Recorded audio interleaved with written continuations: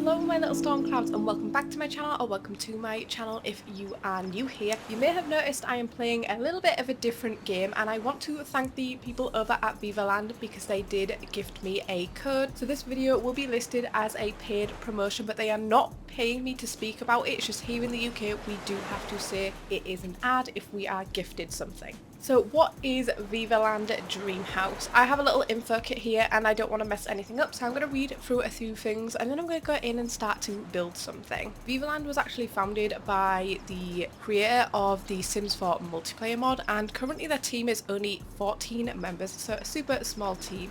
So this is what it says in the game description. Vivaland is the best life simulation game built in with co-op in mind from the ground up. The game allows up to 8 players to live in the same town and engage with each other. Players can create and control their characters, establish families, build homes, and perform various daily activities such as sleeping, eating, and working.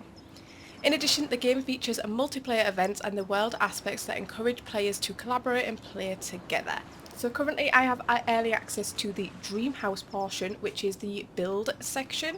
And this is being released today as of the 1st of March, and I will link it down below for you to get on Steam. There's going to be early access released to the full Vivaland, which is estimated to be released in Q3 of 2024. So Dream House itself is, like I said, the build mode of Vivaland, and it will be a free to play game. Up to 8 players can claim lots in the town of Vivaland and can build houses in single player mode or visit their friends' lots and build together. And like I said, it is in early access, so they do state there could be some bugs and glitches. I'm going to jump in and just build something quite small. I will be doing more builds on this, I have a feeling, if I enjoy it.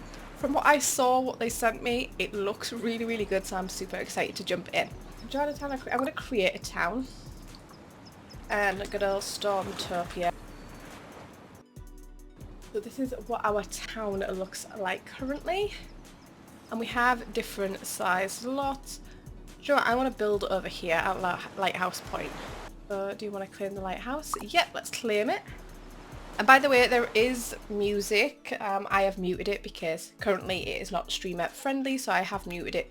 You will just have sound effects. Okay, I'm going to skip the tutorial because who needs a tutorial? So I've decided to do a voiceover. I was speaking during some of this, but I was concentrating so much on how to do things because it is a learning curve, because it's not exactly how other games work that I have played, but there is similarities with a few other games I played, not just The Sims obviously, but there's some similarities with even like Planet Zoo, with some of the stuff that you could do, which I really like. As I was messing around with the walls, I did get a fatal error and the game did close, but it was the only time it did happen. Oh. We have a fatal error. Well, that's fine. This happens. Like I said, it is early access. Like I said, this was the only time that this did happen to me, so I'm not too worried. I think it was because I was messing around with the walls too much and I was trying to work out how to use them. I sort of figured it out by the end. But at the beginning, like I said, everything is a huge learning curve when it is something new, and I generally don't like using tutorials. I like to figure stuff out myself, but I did need to look up some of the tutorial stuff to make sure I was getting it right. I also want to apologise for the sound quality of my mic in the beginning of the video. I didn't realise my mic gain was turned up to max volume, so it's a little bit crusty, shall I say, and it doesn't sound too great. Hopefully this should be better because I've fixed my mic settings. So yeah, here I'm trying to come up with a shape of a house. I ended up just starting again. I think it was so much easier to start again. What I noticed is I couldn't use a room connected to a room. So you use the room tool like you would normally in The Sims, draw a room, and then you could draw a room next to it. It wouldn't allow me to do this. I don't know if I was doing something wrong or not. So I just had to use the normal walls and then it would create a room joined to it. So again, I don't know if I was doing something wrong here, but what I really like about this, you can turn the grid on and off, so you don't have the walls connected by the grid. I went for a very squared off structure and stuck with the grid just because it was my first time building, but I'm excited to create some unique shapes because you can have walls on all sorts of different diagonals, not just like 90 degrees, not just 45 degrees, you can have all sorts of different angles, and like I said, there is curved walls. I was so scared to start playing with them, so I was like, I'm just gonna leave the curved walls for now. So considering this isn't early access, there was quite a lot of paint options for the wall. I am excited to see what other options they will add, because I feel like it is limited at the moment because it is an early access, but I feel like they should add some more in the future. And again, same with the flooring and with the furniture pieces, but the pieces that are in here are really nice. Seems like there is like set themes, so there was like a gothic set and there's more of a simple set and stuff like that, so you can match things quite well, or you can mismatch things if that's what you want to go for. So when I started building, if you can see these lines that keep popping up, but this is the like snap point, which worked really well for some things. If you want to line up a window exactly to a window next to it, or you want to get it central to a wall, the snap point thing is great. I didn't realize you could turn this off until a little bit later on, and it's a little bit better with freedom of placement. You can literally place things anywhere, which I love. And it's super easy to turn on and off. I switch between the grid on and off all the time. And like I said, the snap tool I turned on and off. It's just up at the top in that little bar. Super easy to see and really easy to know which one it is by the little icon. It's just that magnetic tool because it's like snapping like a magnet to something next to it. We do have a colour wheel, which is really awesome to see. I didn't see it first. If you saw when I went to the chair, there was 2 colour swatches on the right hand side. I did not see the second colour option. I'm an idiot, so I didn't change it. I've made them a wild colour at the minute, but I do go ahead and change them to a more simple colour. I just wanted to show off that you can do these bright colours. You can turn up and down the saturation. One little issue I did have when I was playing was placing stuff on the walls. So on the left hand wall where I've got this like conservatory, in the living room area, it wouldn't let me place things on the wall that was up against a joining like wall piece. So when there's a wall coming out of that, I couldn't place anything on that, even though there was nothing there. It was just on the other side of the wall. So I don't know if there's something, like I said, I was doing wrong. At this point, like I said, I had the snap point thing on as well. So it could be just because I had that on. I didn't try it afterwards because I'm an idiot. And here's a few different options that we have, and like I said, you can change the colour of a lot of these items. It wouldn't let me change the colour of these wooden items. I don't know why, because it gives you the colour swatch thingy. I don't know if it's just not added for the wood, or it was too dark of a tone to show up. I'm not 100% sure, or like I said, I might have not clicked on the correct little swatch on the side, so that might be a me problem. I am going to definitely play around with this more now I've played with this. I played with this for a few hours doing this. You can see here I have the snap points turned on, and I was having trouble because I didn't want things in certain places, but it really wanted to snap to it. And when I worked out I could turn that off, it made my life so much easier. So that is coming up shortly where the snap point is turned off. I sadly didn't get to play this as a multiplayer because I have 0 friends. I might have to persuade my boyfriend to do a build with me at some point. I most probably will be able to get him to do that. Also, to bring up this little colour thing, or to even duplicate an item, like if you change the colour of an item and then you wanted to duplicate that exact item, all you do is right click on it instead of your normal left click, and it brings up the menu to be able to duplicate items and to be able to change the colours of the items, which is really cool. So some items can also be resized, the stuff that is not functional. So like decorative items you can resize, whereas something that's functional like the sofa you wouldn't be able to resize. I also like the fact when it says it's colliding with something, it tells you which item it is colliding with, so you know where to move certain things if it's like slightly getting in the way.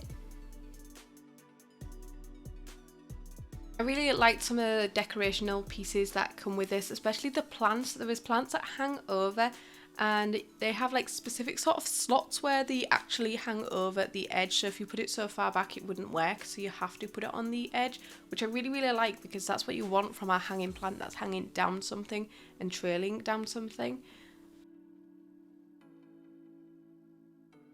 I think I really want to build something that is Gothic style soon, just because they have a Gothic style of a lot of things in here, and I think that'd be really interesting to build.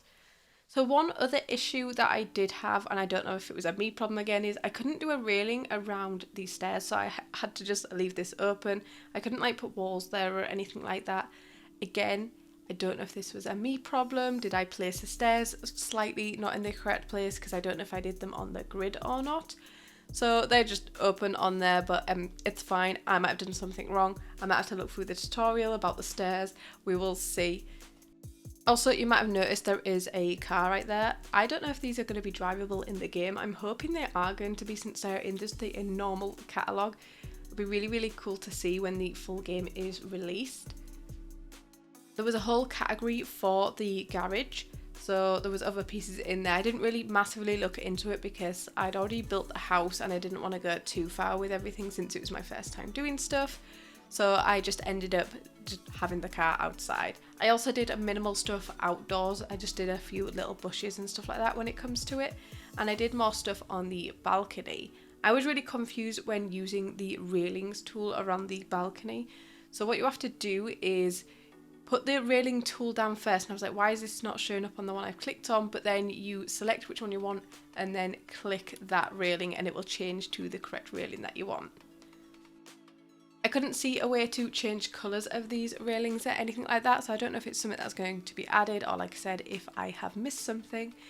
So I haven't focused much on the changing colours of items, so here I am changing the colours of these, and you can see there is 3 colour swatches down at the sides for each individual thing, and you can change like the pillars as well as the fabric as well as the bit around the outside. You can also save swatches. You can see down here I saved a beige swatch, so I could always go back and use the same one.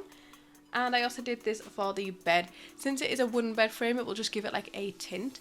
But look at these. We have little separate pillars that you can put on the bed, and you can like layer them, and they sort of like snap in a nice way where they lean against each other depending on what you're putting them up against, which is really, really nice. I decided I needed to try one of the curtains or blinds, so I do put a window behind the bed and add some blinds to this. I couldn't get the curtains to quite work. I don't know if it's because the bed needed moving forward or something like that. I will need to play around with that a little bit more. But I was actually quite surprised when Vivaland reached out to me because I'd never heard of them before, so I like had to look them up, and I don't believe that many people have spoken about this. I've seen the odd few people's videos. I think Satch did a video on them quite a while ago, but I really don't understand why it's not more out there, because so far this game to me is excellent. It does have a few issues, which is it's in early access. That's how it works with early access, and they like you to report bugs to try fix things. And I hope they listen to their audience, because I know sometimes with some games they will not listen to their audience, and I hope they take any criticism and feedback well and implement it into the game, or say why it can't be implemented, because I'm really, really loving this so far. I feel like my main issue so far is the collision thing, even when something's not quite colliding. I don't know if there's a way to stop this, just like you have move objects in the Sims, where you can sort of place items anywhere, but it would make it not functional. I was trying to place like vines on the walls and it wouldn't let me. It was saying it needed to be placed on a wall, even though I was placing it on a wall. So I was getting a bit frustrated with that. I managed to get some to work, like this works here, but I move it in a second and then it just doesn't work anymore. I also really didn't play with the resize tool much other than on the rugs and I think a candle. Like I said, it can only be used on decorative things, but I think that's fine. You don't just like if you sized up a bed in The Sims, it just looks strange and your Sim can sleep in it, but it's not going to react correctly. So I feel like that makes sense for it to just be in the decorative side of things. So here I am messing with the roofs. I couldn't get a hang of it at first and I realised you have to right click to resize them, but once I got that, I really loved how easy and how accurate you can move things around. I don't know if you can change the eaves or anything like that. I couldn't see anything along those lines. Again, it could be something I'm missing, but if it's not in there, I would hope one day we can alter the eaves and not just the whole roof. I'm not quite sure how I feel about this build, but for my first build on here, I'm fairly happy with it. It's not like the best or anything. The layout is not great. I didn't even do a bathroom on the first floor, which I feel like I should have. But for my first time, I'm pretty happy. But that's it for this video. If you enjoyed it, please give it a thumbs up. And if you haven't already, please subscribe and I will see you in my next video. Bye!